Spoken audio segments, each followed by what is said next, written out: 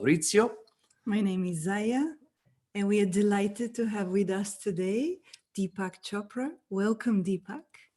Thank you. Thank you. So we are speaking today on the topic of Dying and living. Not living and Okay. dying, but dying and living. Yeah. Okay. So let me start with a very brief story. And the story is when I was maybe 6 years of age. And my little brother was then about 4. My brother went on to become the dean for education at Harvard Medical School. But I'm talking about a long time ago when he was 4 and I was 6. And we were staying with our grandparents because my father at that time was in England studying to be a cardiologist. And so one day we got a telegram from my father. Remember, this is a long time ago. We're speaking about almost, I'm 74 next month. So I was 6. So I was probably 64 years ago, okay, or something like that. So we got the telegram, and the telegram said that my father had passed all his exams. He was now a member of the Royal College of Physicians, which in those days was a big deal under British colonialism or post-colonialism. So my grandfather, who was an army sergeant in the First World War for the British Army, he went to the roof of the apartment building in Mumbai, it was called Bombay, and he fired some rounds from his rifle into the sky to celebrate his son's achievement. And then he took me and my brother to see a movie. I remember the name of the movie. It was Ali Baba and the 40 Thieves. And then we went to a carnival. And then he took us to some little fancy restaurant. We came back home by about 9 o'clock. And then I remember waking up at around midnight, and I could hear the wailing of women in the house. And my grandfather died. In the middle of the night, he died. Probably out of excitement. I don't know how, but he died. And the 2 kids were taken to a neighbor's apartment. And the next day, they took him for cremation. And they brought his ashes back in a jar about this big.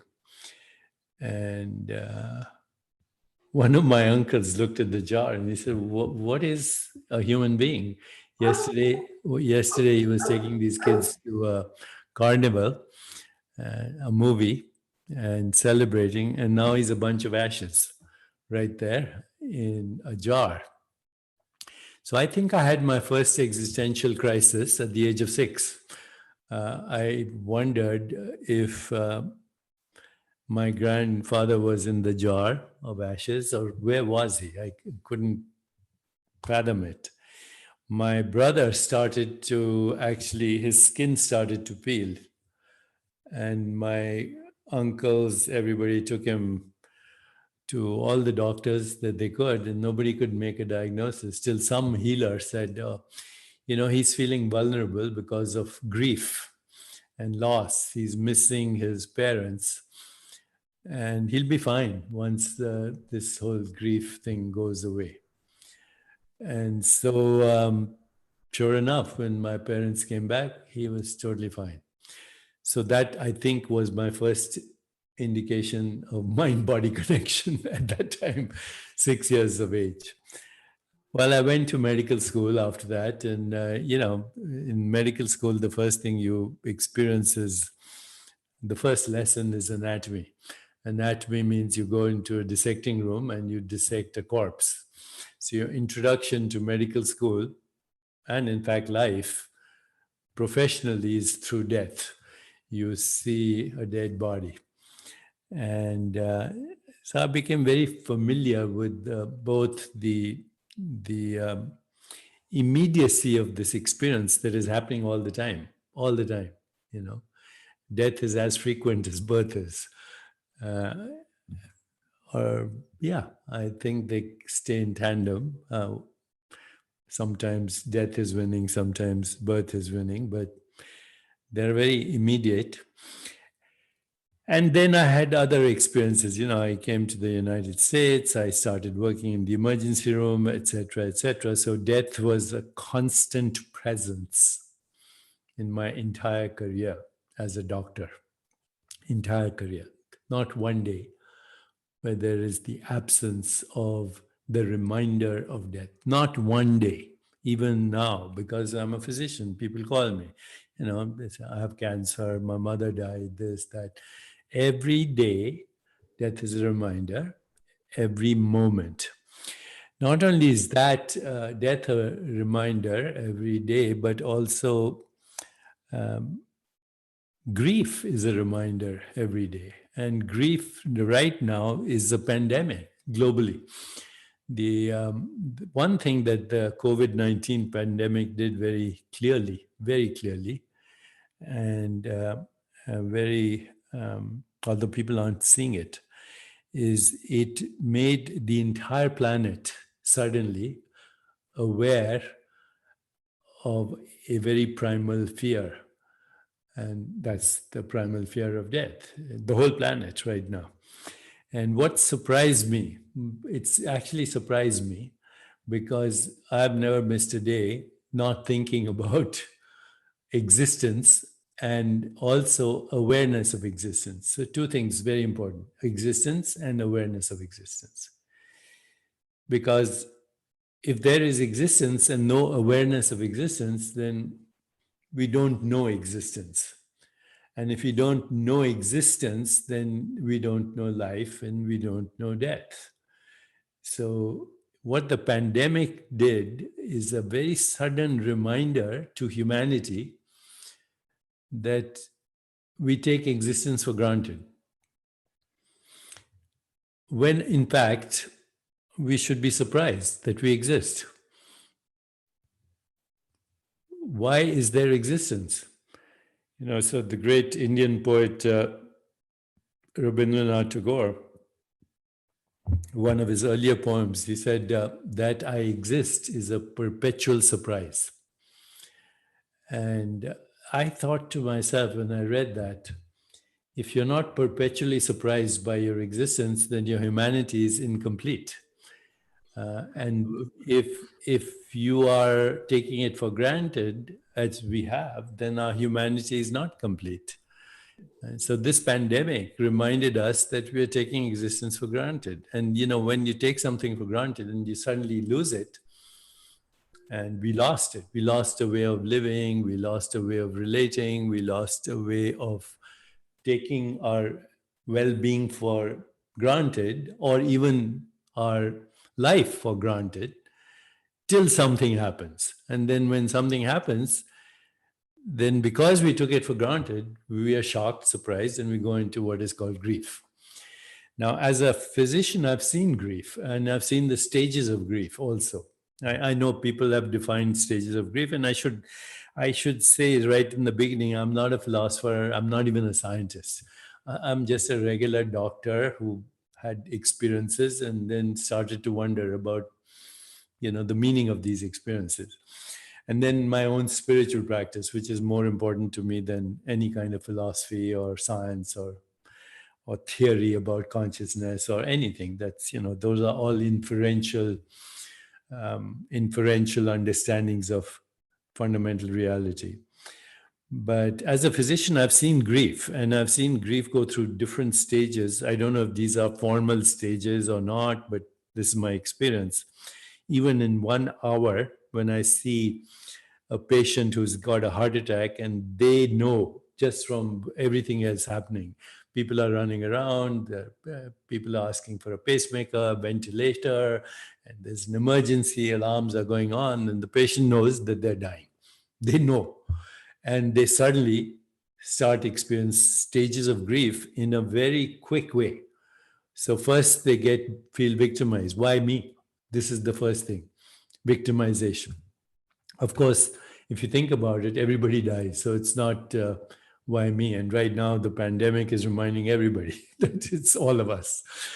Okay, so that's the first stage. It's victimization. The second stage is anger, even hostility, as if this was something that should not have happened. How dare this happen? The third stage after anger and hostility is frustration. People feel very frustrated, and then suddenly they start to resign because they can't do anything. Frustration. They know they can't control the inevitable. And then they resign and they are helpless. And unfortunately, I've seen a lot of people die in the stage of helplessness, desperation, fear. And you can see it in their eyes, in the emergency room, you can see it in their eyes. Once in a while, I've seen something that we can call acceptance. Acceptance means there's no denial. This is what it is. Okay. Right now, for example, a lot of people are denying even the pandemic. Should I wear a mask? Should I not wear a mask? When is the vaccine coming out? Etc. How will I get sick? What happens to my grandfather? What happens to my kids? This, that. Everybody is actually, in a way, in denial of what is. What is? There's a pandemic going on. People are dying all over the world. Okay, some are relatively protected, some are not, but there's a pandemic. There's a financial crisis. There's a stress epidemic going on. But all we are doing right now is saying, what's the immediate solution? Instead of saying, listen, whatever the solution is, and we obviously, every problem by definition has a solution. They come together. Like every question comes with an answer, and every answer presumes there's a question. So there are always solutions to human dilemmas, but those solutions don't lie in denial. Okay, you have to accept what is. So once you see acceptance in a dying patient, which I see once in a while, then I also see peace. It's a very interesting thing. Peace comes with acceptance. And then the final stage that comes is meaning. What does it mean? Okay, what does this whole experience mean?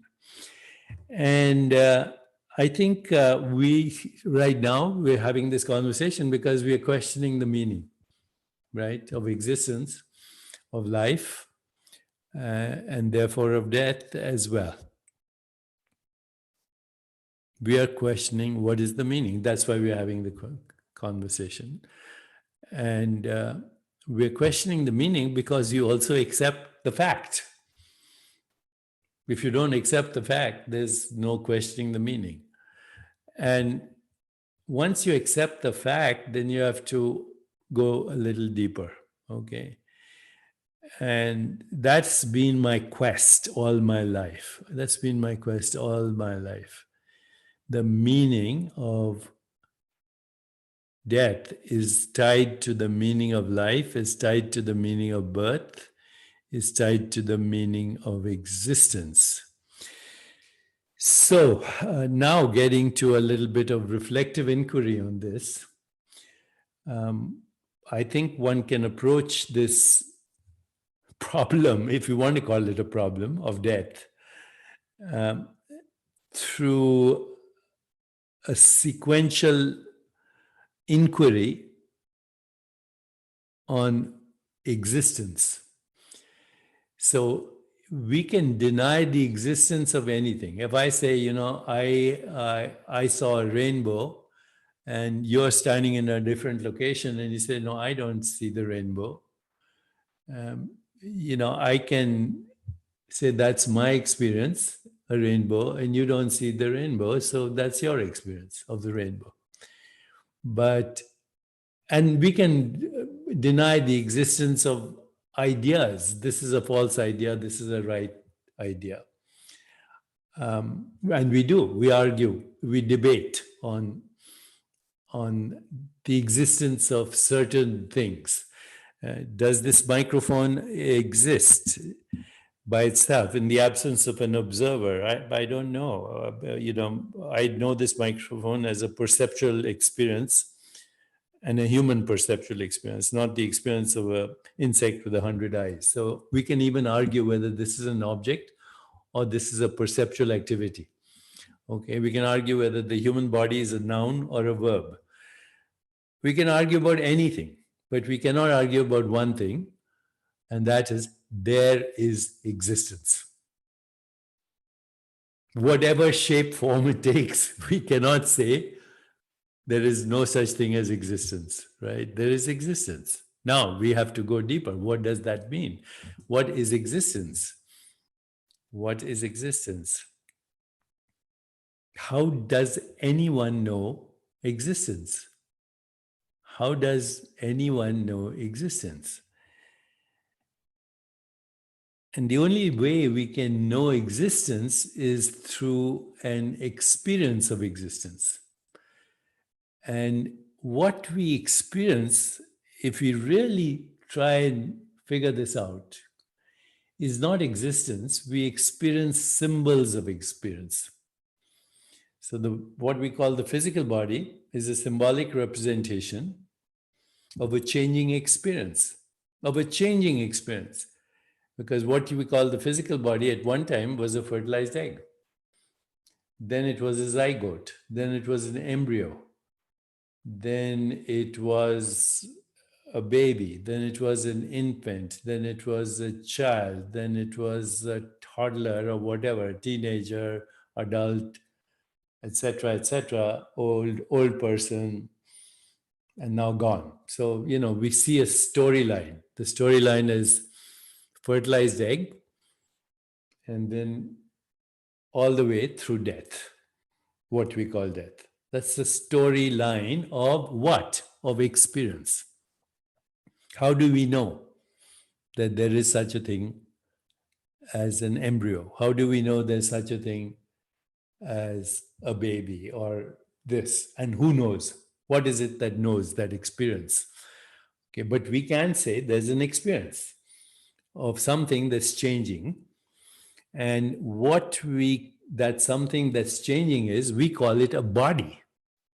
That's a human name for this changing experience, which is essentially a changing experience of what I would say a Qualia Matrix given a storyline. And by Qualia, since we have these conferences, people endlessly talk about, how do you get the experience of a Qualia? How do you get the experience of the smell of garlic or the taste of wine or the bitter sweetness of the experience of love? And how do atoms and molecules and brain activity produce this experience? And of course, we call this the hard problem, not realizing that even the atoms and molecules and the brain that we talk about as producing this experience are also experiences, okay? What we call the electromagnetic field of the universe is an experience. Before you can call it an electromagnetic field, there has to be some kind of knowing. There has to be some kind of experience, whether it's a perceptual experience, cognitive experience, understanding, whatever. But in the absence of an experience, there is no experience of existence. So, if we say death is the absence of experience, then death doesn't exist.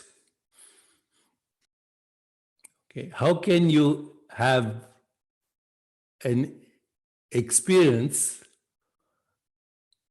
of something that is not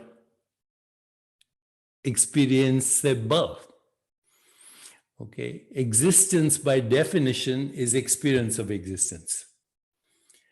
And so in our case, in humans, that experience is a changing Qualia matrix, given a storyline and a meaning. And the person who's identifying with that storyline is what we call me.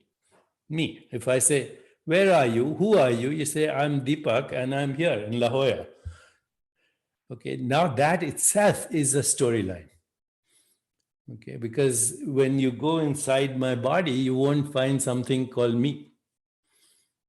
Okay, you go outside my body, you won't find that either.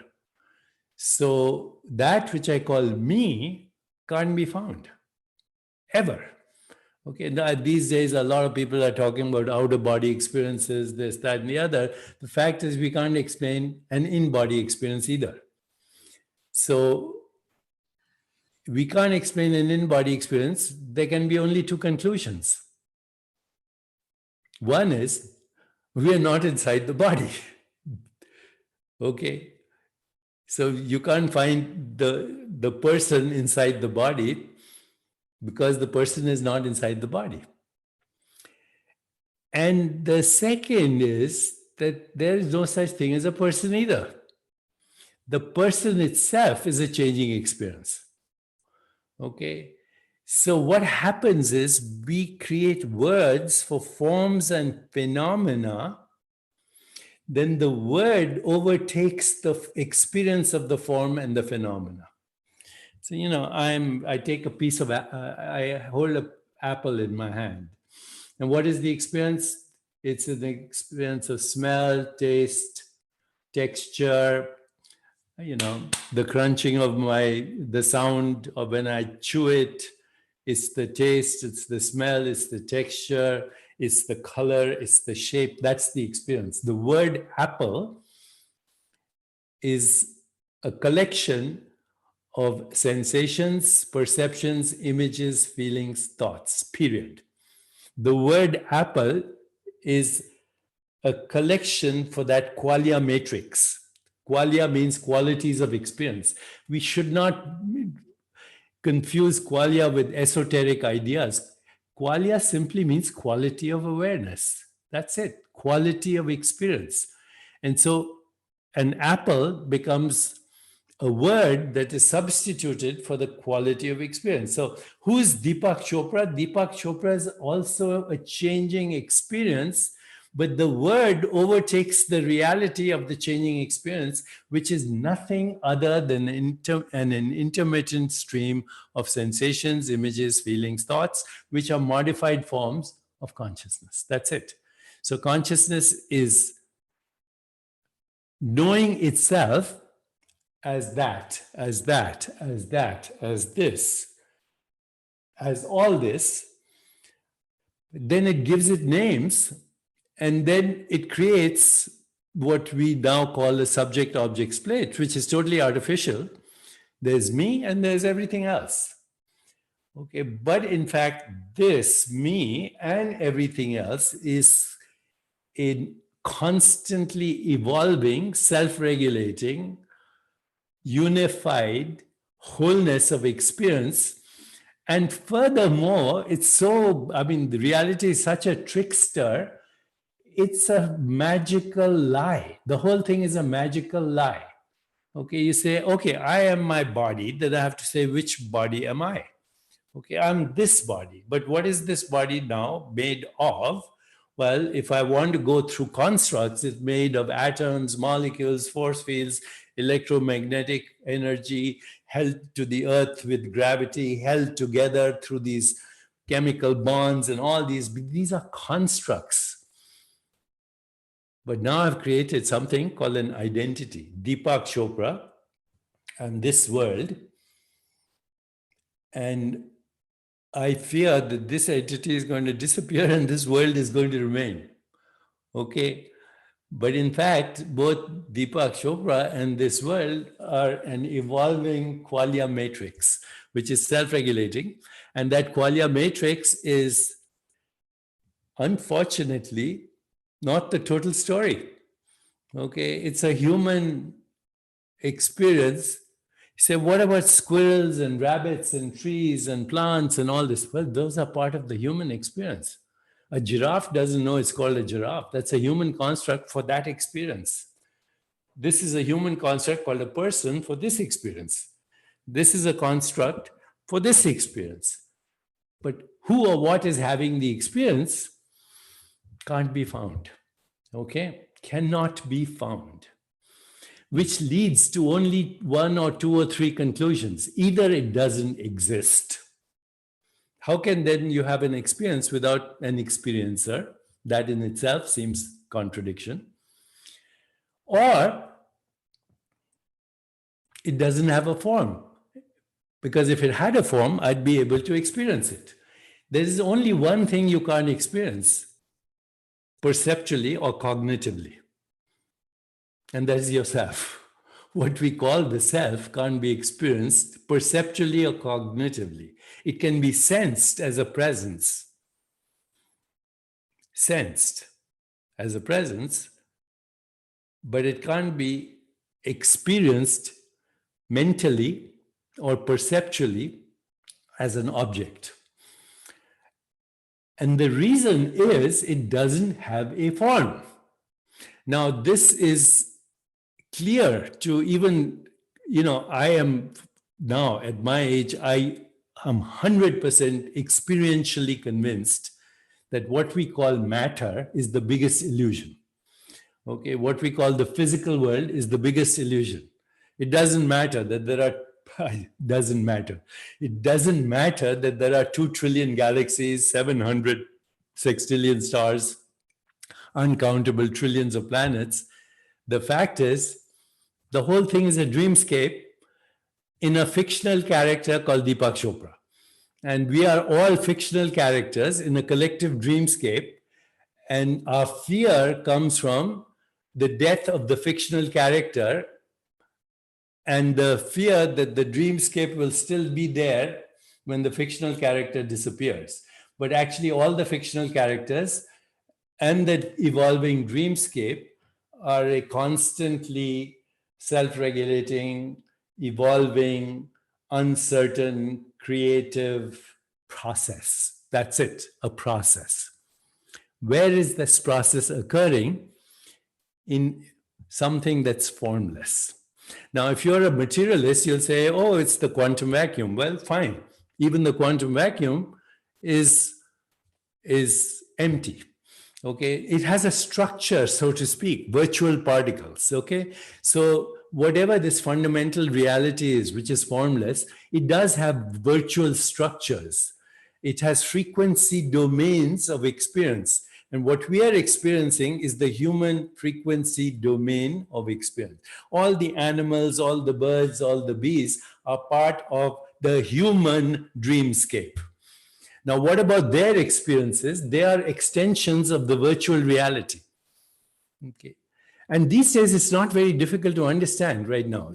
I'm seeing you, Maurizio, I'm seeing Zaya, and many people are seeing us all over the world. So where are we located right now? Where are we located right now? And the answer is the experience of you, me, and Zaya is everywhere.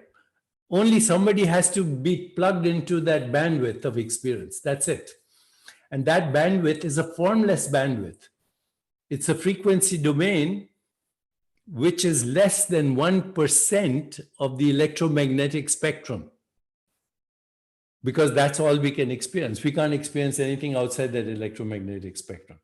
You have no access to what we call infrared or microwaves or radio waves or X-rays or ultraviolet or, the vast range. Our acoustic experience is also 1%. Everything that we call experience through the senses is actually the information going inside is quantum. It's nothing. It's invisible. Where is the experience happening? It's not happening in the brain because the brain itself is an experience. So where is experience happening right this moment? It's happening everywhere. And it is happening nowhere in particular, but everywhere in general. And all experience is entangled with every other experience. Okay, so even time, what we call past, future, and present, are entangled in what we call now. There will never be an experience that is not now. There will never be a point of arrival which is not now. So now contains past, present, and future experiences in superposition. Now, once we understand that, then birth and death exist in superposition. Okay, they exist. You can't have a perceptual snapshot let's try this. I'm looking at you. I look at the microphone. Then I look at you. Then I look there. Okay. In between every snapshot is me, but not me as a person, me as the formless being that modifies itself as that snapshot, as this snapshot, as that snapshot, as this snapshot. It's the presence of formless being that gives continuity to essentially what is an intermittent stream of qualia. That's it. And then humans create a story. Me, other animals, universe, starscapes, ocean, this, that, all modified aspects of myself. The mind is a changing stream of thoughts and emotions, which are modifications of consciousness. Okay. Objects are changing stream of perceptions, which are modifications of consciousness. The only constant is this formless thing, and this formless thing is not a thing. It's the space between every form and phenomena. And every form is actually a phenomenon in that it is the arising and subsiding of sensations, perceptions, images, feelings, thoughts. And as soon as they arrive, they subside. Just like the breath, it arises, it's known, it subsides. Sensations arise, they are known, they subside.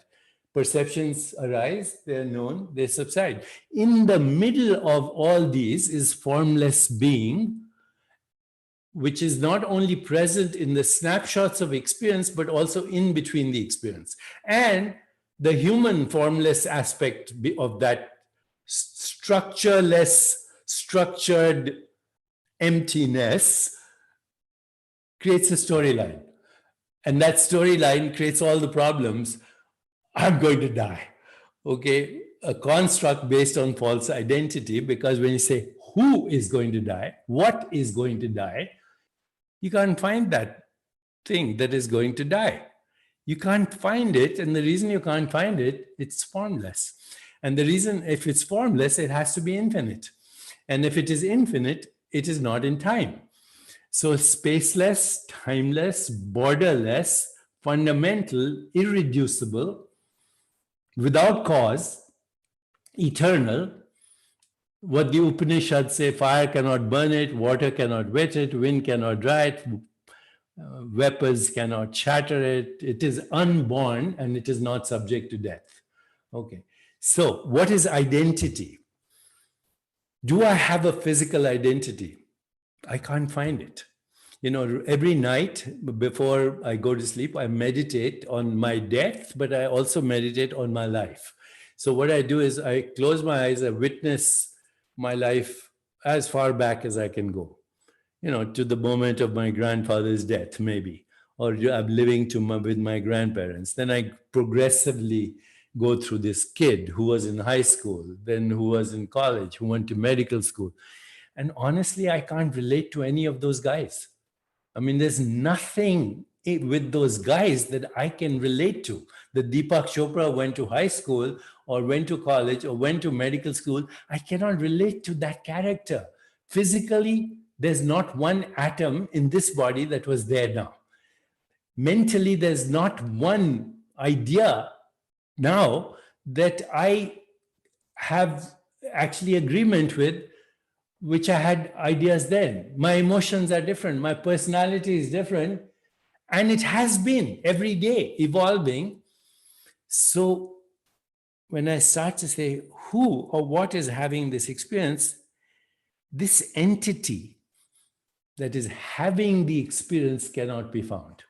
Now, here's a furthermore understanding. Once you start to totally understand this, then you realize that in every snapshot of experience, both the self and the other are created at the moment of experience.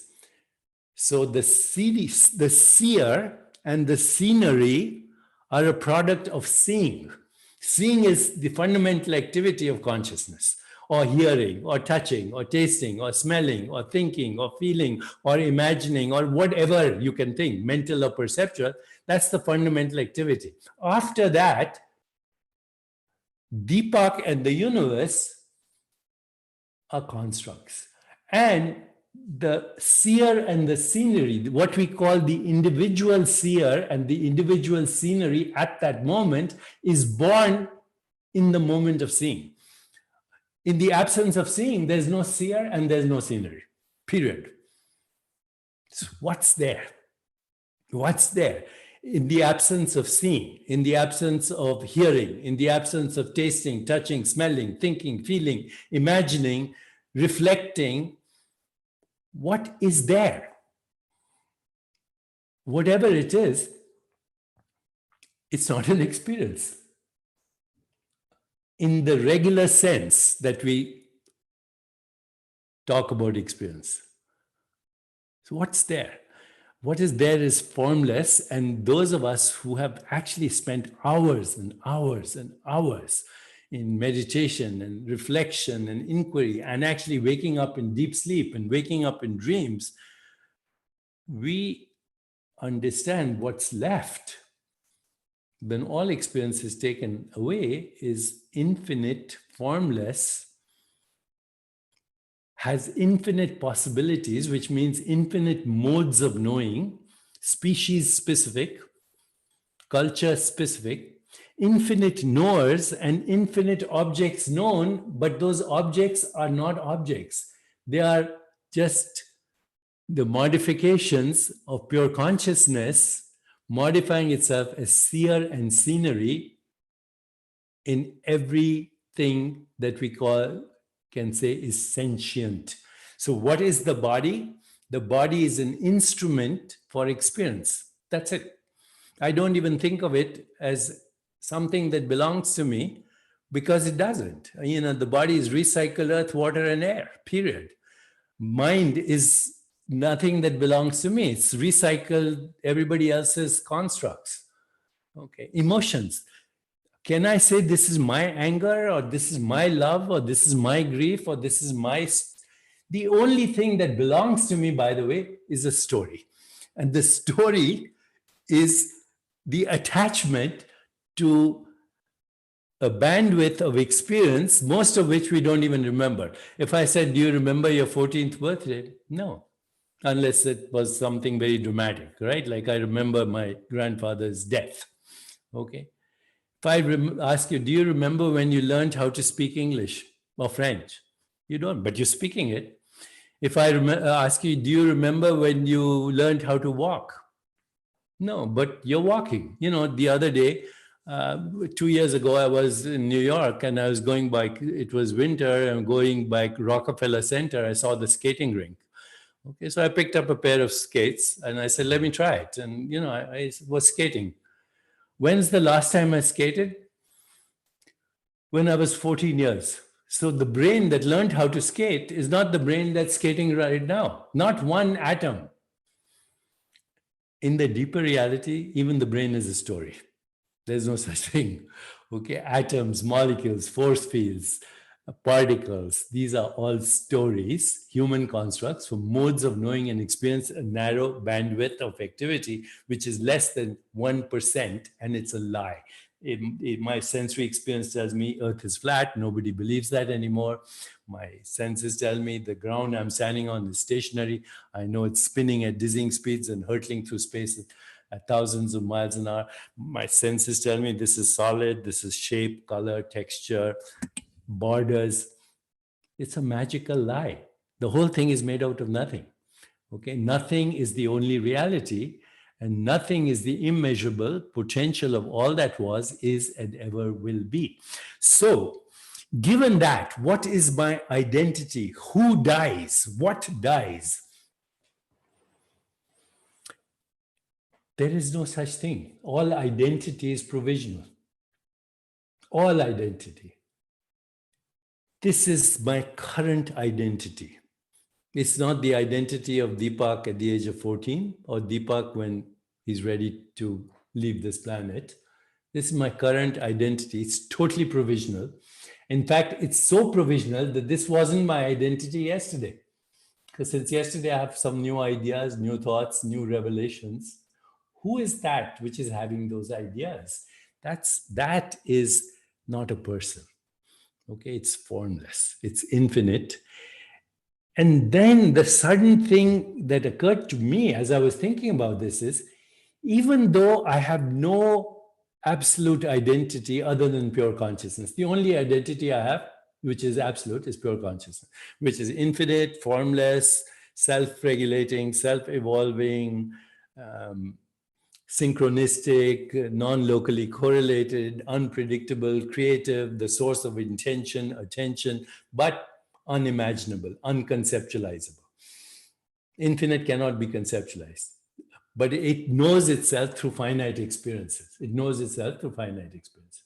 So the interesting thing is, even though I don't have any identity as such, I can choose identity and make it an experience. I can choose the identity today that I'm a writer, I'm a father, I'm a husband, I'm a child, I'm a doctor, I'm a speaker.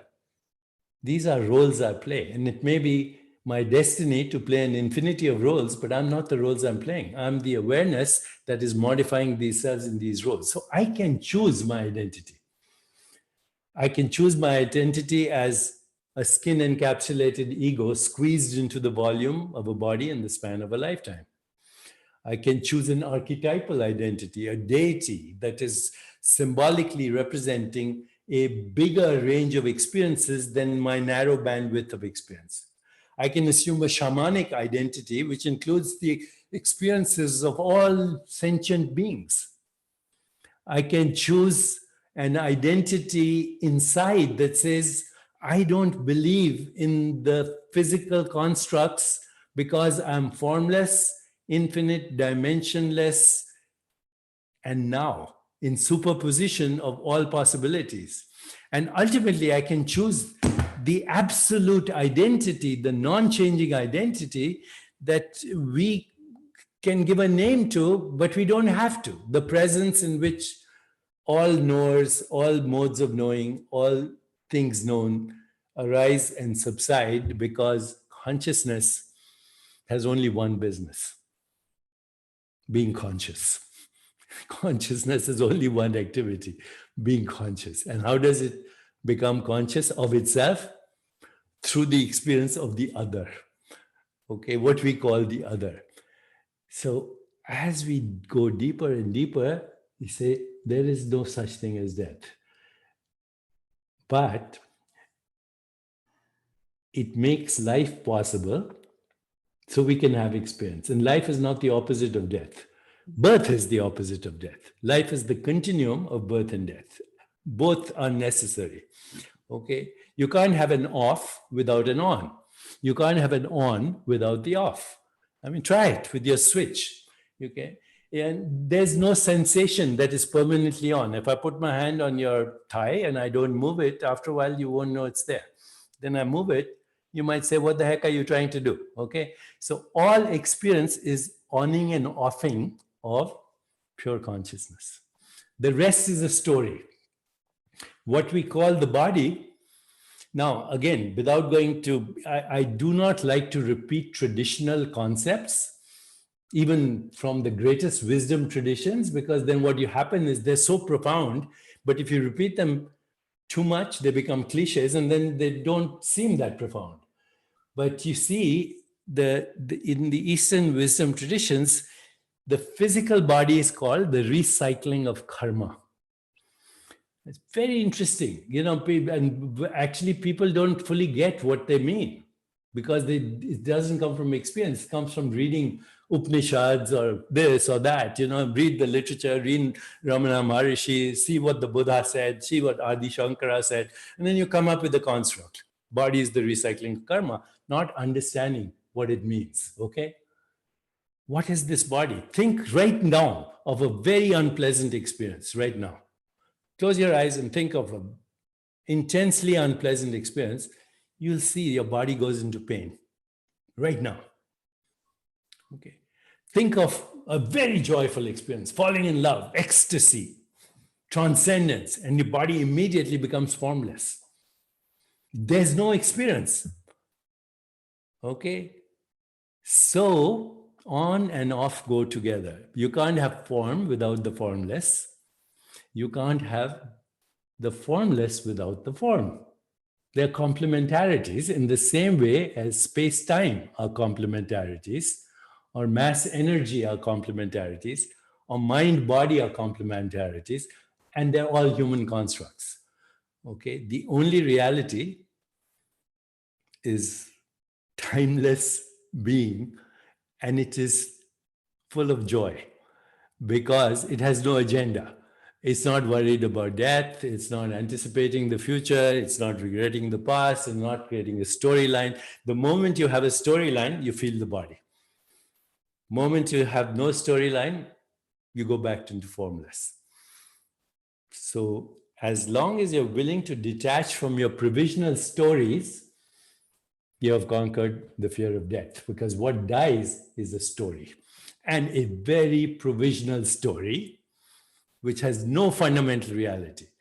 Doesn't matter who you are, Mahatma Gandhi, Napoleon, Muhammad, Jesus, except for a few,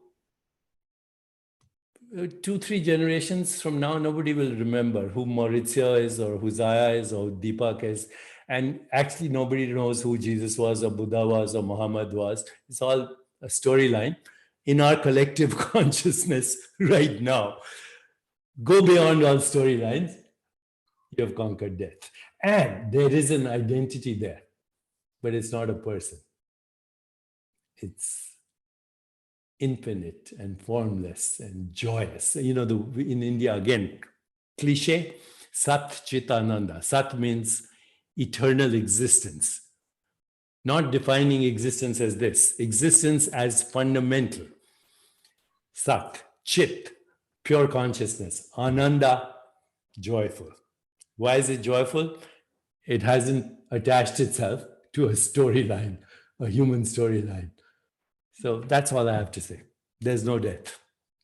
Wow. Oof. So if there is no death, then does it really matter whether we die consciously or live consciously? Does it matter? Matter to whom? Matter to whom? Okay, yes, I hear you. Why the wisdom traditions talk about dying consciously? Why is that? Like, why do we even need to even be concerned whether we die in when you go to a pain movie, or in bliss? okay, so when you go to a movie, you like the good scenes and you avoid the bad scenes. And this is the nature of evolution, that is moving into expressions of creativity, imagination, abstraction, and diversity. This is, if you look at evolution, this is what is happening. It is, forget for the moment Darwinian mechanistic explanations, which are going to fall and are falling right now. But when you look at evolution, it's the expression of maximum diversity. Look at nature, everything. And look at the genetic information of our planet, the microbiome, maximum diversity, maximum creativity, and constant evolution into different forms and phenomena. But at the same time, entropy hanging there saying, hold it. Because if the on was so rapidly on without the absence of the off, the universe would rapidly expand, metaphorically speaking, into the heat death of absolute zero. And if there was only entropy, it wouldn't even begin. Okay, so this is a balance: entropy, creativity, life, death, all this. And always life is ahead. Entropy is a little behind, but that makes the play. So, what do we call the play in Eastern wisdom traditions? Leela. And what do we call the illusion? Maya. Maya is the goddess. And actually, Maya is a very interesting word, because Maya also means matrix. It also means matter. It also means meaning. It also means music. It also means mathematics. It also means time. It also means measurement. We measure the infinite as the finite experience, and we bamboozle ourselves into the play of consciousness, which is illusion. It's play. That's all it is. Okay, so the blissful death is upgrading the illusion. Painful death is downgrading the illusion. So you can choose the illusion you want. Oh gosh. Wow. It's just, what do you add to it? No, I think, Maurizio, at the end, what happens is you say, what if I don't buy into anybody's story, Jesus' story, Ramana Maharishi's story, or anyone? Where do I find myself going? And then you look at the stories and then you find validation. Otherwise, every belief becomes a cover-up for insecurity, including scientific stories. They are cover-ups for insecurity. Yeah. The only security comes from having direct experience, and then knowledge based on that direct experience tells you that actually this is imagine for a second, 1 second, that you were this absolute being called God, which is a concept, right? God with an image is a concept. Absolute being is not a concept because it is the source of all concepts, okay? But imagine you were this absolute. I wouldn't change a thing in this universe. Maximum diversity with sinners and saints, divine and diabolical, pain and suffering, birth and death, pleasure, joy, anger, frustration, ecstasy, transcendence. Why would you change this? The infinite must be allowed to remain infinite. Otherwise, what's the point of the play? Wow. So really surrender to whatever arises, accept whatever arises. If there is fear of death, surrender to that, right? Maybe. But I've been thinking a lot about this. There's one clue here which solves the whole thing. And that clue is there will never be an experience which is not now. Never be an experience which is not now. That's number one. And number two, now is not a moment in time. Because the moment there is time, then it's not now, okay?